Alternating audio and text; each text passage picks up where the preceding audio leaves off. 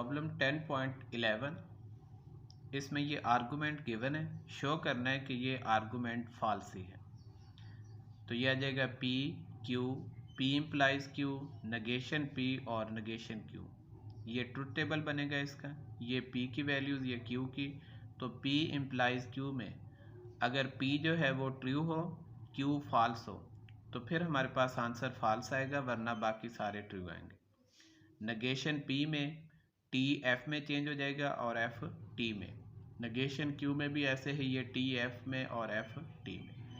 اب دیکھیں argument valid اس time ہوتا ہے جب یہ دونوں پریمیسز ٹریو ہوں، تو یہ جو کنکلوژن ہے یہ بھی ہمارے پاس ٹریو ہے. اور فالس کب ہوتا ہے؟ جب یہ دونوں ٹریو ہوں لیکن یہ کنکلوژن فالس ہو جائے. تو اب دیکھیں یہ جو رو 3 ہے اس میں یہ پی امپلائز کیو اور نگیشن پی یہ دونوں تو ٹریو ہیں، لیکن یہ جو کنکلوژن ہے نگیشن کیو یہ فالس ہے. پریمیسز دونوں ٹریو ہیں لیکن کنکلوژن فالس ہے، اس وجہ سے یہ جو آرگومنٹ ہے وہ فالس ہی ہے.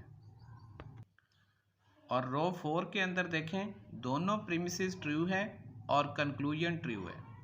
تو جتنی بھی رو میں یہ پریمیسز ٹریو ہوں گے ان کے لیے کنکلوژن کا ٹریو ہونا ضروری ہے، پھر وہ آرگومنٹ ویلڈ ہوتا ہے. اگر کسی ایک میں بھی پریمیسز کے ٹریو کے ساتھ یہ کنکلوژن فالس ہو جائے تو پھر آرگومنٹ فالس کہلائے گا. جیسے یہ R3 میں ہے، پریمیسز ٹریو ہے اور کنکلوژن فالس ہے، تو یہ آرگومنٹ فالس ہی ہو گیا. 10.12 ہے، اس میں بھی یہ آرگومنٹ گیون ہے، چیک کرنا ہے کہ اس کی ویلیڈیٹی چیک کرنی ہے. تو ٹیبل بنائیں گے پی کیو، یہ پی امپلائز کیو آ جائے گا، نگیشن کیو آ گیا اور نگیشن پی آ گیا. اب یہ دونوں پریمیسز ہیں اور یہ کنکلوژن ہے. تو دیکھیں دونوں پریمیسز صرف رو 4 میں ٹریو ہیں اور اس میں یہ جو کنکلوژن ہے یہ بھی ٹریو ہے، یعنی صرف ایک ہی رو ہے جس میں دونوں پریمیسز ٹریو ہیں اور اس میں کنکلوژن بھی ٹریو ہے. تو اس لیے یہ جو آرگومنٹ ہے یہ ویلڈ کہلائے گا. 10.13 ہے، اس میں پروف کرنا ہے کہ یہ جو آرگومنٹ ہے یہ ویلڈ ہے. اب اس میں جو پریمیسز ہیں وہ ہمارے پاس 3 ہیں، پی امپلائز نگیشن کیو، آر امپلائز کیو اور آر، یہ 3 پریمیسز ہیں اور نگیشن پی یہ آرگومنٹ ہے. اور اس میں 3 ویریبل ہیں پی کیو آر، تو اس لیے ٹوٹل پاسبلٹی یا پاسبل ویلیو ہمارے پاس 8 بنے گی. تو پی کے لیے 4T 4F، کیو کے لیے 2T 2F 2T 2F، are کے لیے TF TF اس طرح لکھیں گے. تو پہلے ہم یہ نگیشن کیو فائنڈ کریں گے، پھر پی امپلائز نگیشن کیو، وہ یہ آ گیا. اب امپلائز میں جب پی ٹریو ہو نگیشن کیو فالس ہو تو آنسر فالس آئے گا ورنہ ٹریو آئے گا. یہ دیکھیں یہ ٹی ایف ایف آ گیا، یہ ٹی ایف ایف آ گیا، باقی سارے یہ ٹی ہے. آر امپلائز کیو، اس میں آر ٹی کیو ایف، تو اس صورت میں آنسر ایف آئے گا. جیسے یہ دیکھیں یہ آر ٹی ہے اور کیو ایف ہے تو یہ ایف آ گیا. ایسے ہی یہاں پہ دیکھیں آر جو ہے یہ ٹی ہے اور کیو ایف ہے، یہ بھی ایف آ گیا، باقی سارے ٹی آئیں گے. اور یہ نگیشن پی ہے، اس میں ٹی ایف میں چینج ہو جائے گا اور ایف ٹی میں چینج ہو جائے گا. اس میں بھی دیکھیں ہمارے پاس جو پریمیسز ہیں وہ یہ 3 ہیں، پی امپلائز نگیشن کیو، آر امپلائز کیو اور آر. تو دیکھیں یہ جو رو 5 ہے صرف یہی ایک رو ہے جس میں یہ تینوں پریمیسز ٹریو ہیں. اب دیکھیں اس رو کے اندر یہ آر بھی ٹریو ہے اور یہ پی نگیشن کیو یہ بھی ٹریو ہے اور آر امپلائز کیو یہ بھی ٹریو ہے، یہ تینوں ٹریو ہیں.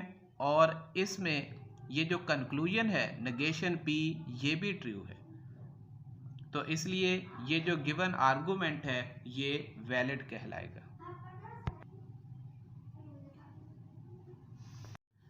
10.14 Test the validity of argument. If two sides of a triangle are equal, then opposite angles are equal. Two sides of a triangle are not equal. اب یہ دونوں پریمیسز ہیں، the opposite angles are not equal، یہ conclusion ہے. सबसे पहले इस argument की सिंबॉलिक फॉर्म लिखेंगे। P को लेट कर लें two side of triangle are equal और Q को लेट कर लें अपोजिट एंगल्स आर इक्वल।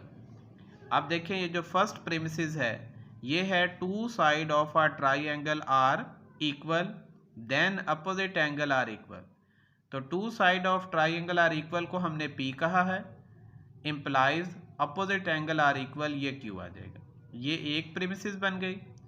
और नेक्स्ट है two side of triangle are not equal.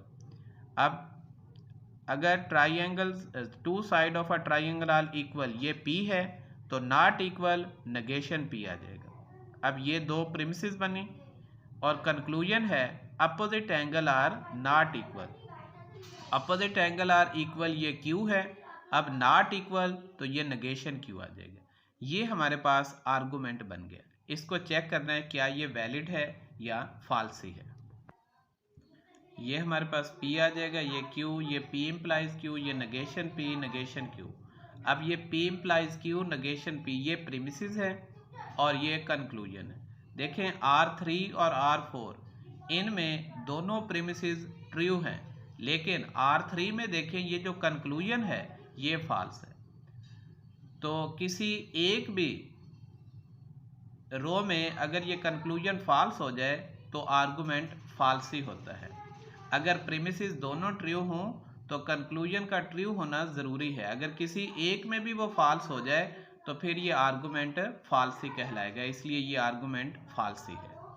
10.15 है determine the validity of argument. अब गिवन है if 7 is less than 4 then 7 is not prime number and 7 is not less than 4। ये premises, 7 is a prime number, ये conclusion. अब इसको भी symbolic form में लिखें। लेट करें P है 7 इज़ लेस देन 4, यानी 7 इज़ लेस देन 4 इसे हमने P कह लिया और 7 इज़ अ प्राइम नंबर ये Q है। अब फर्स्ट देखें 7 इज़ लेस देन 4 ये P आ जाएगा, implies 7 is not prime, negation Q आ जाएगा। और फिर है 7 इज़ नॉट लेस देन 4। अब 7 लेस देन 4 P है, अगर नॉट लेस देन 4 होगा तो वो नेगेशन P आ जाएगा। कंक्लूजन है 7 इज़ अ प्राइम नंबर, तो प्राइम नंबर को हमने Q कहा तो ये कंक्लूजन हमारे पास ये Q आ जाएगा। अब ये आर्गूमेंट है, इसको चेक करना है क्या ये वैलिड है। अब देखें ये P Q नेगेशन Q आ जाएगा, फिर P implies negation Q, negation P। अब ये दोनों प्रीमिसिस हैं, यानी ये और ये दोनों प्रीमिसिस और ये जो Q है ये कंक्लूजन है। अब देखें रो 4 में दोनों प्रीमिसिस ट्रू हैं जबकि कंक्लूजन जो है Q ये फॉल्स है, इस वजह से ये जो आर्गूमेंट है ये फॉल्स ही हो गया। 16 में शो करना है कि P and Q logically implies P if and only if Q। अब देखें ये P ये Q, P एंड Q में दोनों ट्रू होंगे तो आंसर T आएगा वरना F आएगा, और P if and only if Q में दोनों सेम होंगे तो आंसर T आएगा, यानी दोनों T हैं तो T, दोनों F हैं तो T वरना F। अब देखें as P and Q is true only in first row, P and Q सिर्फ फर्स्ट रो में ट्रू है and proposition P if and only if Q is also true, ये भी इसमें ट्रू है। Thus P and Q logically implies P if and only if Q. 10.17 let A equal to 1 2 3 4 5 determine truth value of each of the following statement। ये दो sample use हुए हैं, इनको देखें। ये जो उल्टा E है ये है देयर एग्जिस्ट के लिए, इसका मतलब होता है कि एट लीस्ट वन, यानी कम से कम एक नंबर एग्जिस्ट करे किसी चीज़ को ट्रू करने के लिए। और ये जो उल्टा A है ये है फॉर ऑल, तो इसमें जो है वो हर वैल्यू, यानी किसी भी चीज़ की हर वैल्यू जो है वो किसी कंडीशन को सेटिस्फाई करे। अब फर्स्ट है there exist x belong to A x + 3 = 10। अब इस सेट A के अंदर कम से कम एक एलिमेंट ऐसा ज़रूर होना चाहिए जो इस कंडीशन को सेटिस्फाई करे, तो फिर ये जो स्टेटमेंट है ये ट्रू हो जाएगी। लेकिन देखें A के अंदर एलिमेंट है 1 2 3 4 5, तो इसमें से कोई भी नंबर ऐसा नहीं है जो हम यहाँ x की जगह पुट करें तो हमारे पास आंसर इक्वल टू 10 आ जाए, तो इसलिए ये स्टेटमेंट फॉल्स है। For no number in A is solution to x+3 equal to 10। Next है B, for each x belong to A x+3 less than 10। अब ये स्टेटमेंट ट्रू है।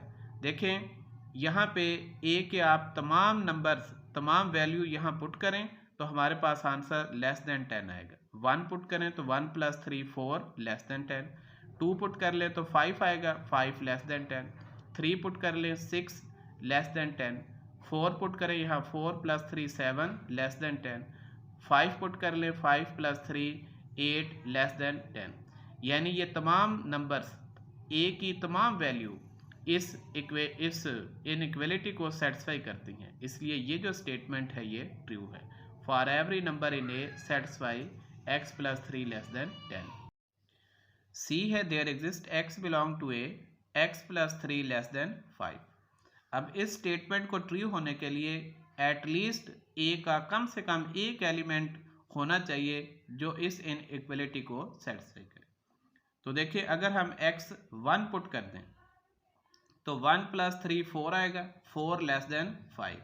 तो देखिए x इक्वल टू 1 इसका सोल्यूशन है, तो इसलिए ये स्टेटमेंट ट्रू है। डी है for each x belong to A x+3 less or equal to 7। अब इसमें है कि a का हर एलिमेंट इस इनइक्वालिटी को सेटिस्फाई करे तो फिर ये स्टेटमेंट ट्रू होगी। लेकिन देखें अगर हम x की जगह 5 पुट कर दें तो 5+3 8 लेस आर इक्वल टू 7, तो ये फॉल्स होगी। तो इसलिए ये स्टेटमेंट फॉल्स है कि हमें a का एक एलिमेंट ऐसा मिल गया जो इस इनइक्वालिटी को सेटिस्फाई नहीं करता, यानी इसका सोल्यूशन नहीं है। 10.18 है determine the truth value of each of the following. इसमें सेट गिवन है 1 2 3 u इक्वल 1 2 3। अब फर्स्ट है for each their exist x for each y x² less than y+1, यानी x जो है वो हमने कम से कम एक लेना है और y जो है वो तमाम वैल्यूज़ होंगी जो इस इनइक्वालिटी को सेटिस्फाई करें। देखें अगर हम x 1 ले लें और y जो है फिर हम 1 2 3 लें तो ये इनइक्वालिटी सेटिस्फाई होती है। देखें y 1 लेंगे तो 1+1 2 ग्रेटर देन 1, 2 लें 2+1 3 ग्रेटर देन 1, 3 लें 3+1 4 ग्रेटर देन 1।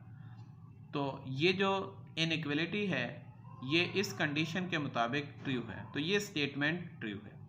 बी है for each x there exist y x² + y² less than 12।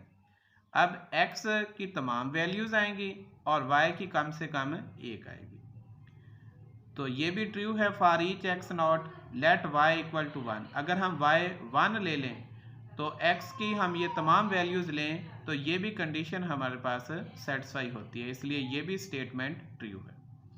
Next है for each x for each y x² + y² less than 12। अब x की भी तमाम वैल्यूज़ और y की भी तमाम वैल्यूज़ के लिए ये इनइक्वालिटी ट्रू है, ये चेक करना है। लेकिन अगर हम x जो है वो 2 लें और y 3 लें तो 2 का स्क्वायर 4 3 का 9 9 4 13 13 लेस देन 12, तो ये फॉल्स हो गई। तो इसलिए ये स्टेटमेंट x और y की तमाम वैल्यूज़ के लिए ट्रू नहीं है, तो ये स्टेटमेंट फॉल्स होगी। 10.19 है, इसमें ये स्टेटमेंट्स गिवन है, इनका हमने नेगेशन स्टेटमेंट इनकी लिखनी है। इसके लिए हम ये डिमॉर्गन लॉ यूज़ करेंगे। आप देखें ये है negation for all x p of x। अब जब नेगेशन लेंगे तो नेगेशन में ये जो फॉर ऑल है ये देयर एग्जिस्ट में चेंज हो जाएगा और p ऑफ x के साथ नेगेशन आ जाएगा। ऐसे ही जब नेगेशन देयर एग्जिस्ट की लेंगे तो ये चेंज हो जाएगी फॉर ऑल में और ये p के साथ नेगेशन आ जाएगा। अब देखें इस स्टेटमेंट की हमने नेगेशन लेनी है तो ये देयर एग्जिस्ट चेंज हो जाएगा फॉर ऑल में और फॉर ऑल चेंज हो जाएगा देयर एग्जिस्ट में और इसके साथ नेगेशन आ जाएगा। अब इस स्टेटमेंट की नेगेशन लेनी है तो ये दोनों फॉर ऑल हैं, ये दोनों देयर एग्जिस्ट बन गए और इसके साथ नेगेशन। अब इसकी नेगेशन है तो ये देयर एग्जिस्ट है तो ये फॉर ऑल, ये देयर एग्जिस्ट फॉर ऑल, ये फॉर ऑल है तो यहाँ देयर एग्जिस्ट आ गया और इसके साथ नेगेशन आ गया। 10.20 let p of x denote sentence x plus 2 greater than 5. State whether or not p of x is a propositional function on each of the following statement. अब ये p of x है, check करना है क्या ये propositional function है इन statement पे। First है p the set of positive integer, तो देखें पॉजिटिव इंटीजर इसको सेटिस्फाई करते हैं, तो इसलिए ये चीज़ यानी ये जो p of x है इसके लिए प्रोपोजिशनल फंक्शन है। और ये जो m है -1 -2 -3 अप टू सो ऑन, कहते हैं इसके लिए जो p of x है ये फॉल्स है for every element in p, but p of x is still a propositional function on m। लेकिन ये जो c पार्ट है set of complex number, no इसके लिए ये जो p of x है ये प्रोपोजिशनल फंक्शन नहीं है। उसकी रीज़न क्या है, देखें कम्प्लेक्स नंबर अगर हम 2 आयोटा लें तो 2 iota plus 2 greater than 5 does not have any meaning. अब ये जो मीनिंगलेस हो गया, in other word inequality are not define for complex number. Complex number के लिए हम इनइक्वलिटी डिफाइन नहीं कर सकते, तो इसलिए जो गिवन p of x है ये सेट ऑफ कम्प्लेक्स नंबर के लिए प्रोपोजिशनल फंक्शन नहीं है। 10.21 इसमें स्टेटमेंट्स गिवन है, इनकी हमने नेगेशन स्टेटमेंट लिखनी है। फर्स्ट है all student live in the dormitories. अब देखें नेगेशन फॉर ऑल की होती है देयर एग्जिस्ट यानी एटलीस्ट वन, तो ये ऑल स्टूडेंट है तो इसकी नेगेशन क्या आ जाएगी, at least one student does not live in the dormitories. B है all mathematics majors are male, ये भी फॉर ऑल है, इसकी नेगेशन आ जाएगी at least one mathematics major is female. C है some student are 25 years are older, यानी कुछ स्टूडेंट 25 ईयर्स हैं या उससे ओल्डर हैं। अब इसकी नेगेशन क्या आएगी, none of the student is 25 or older, यानी कोई भी स्टूडेंट 25 साल या उससे ज़्यादा का नहीं है, ये इसकी नेगेशन आ जाएगी।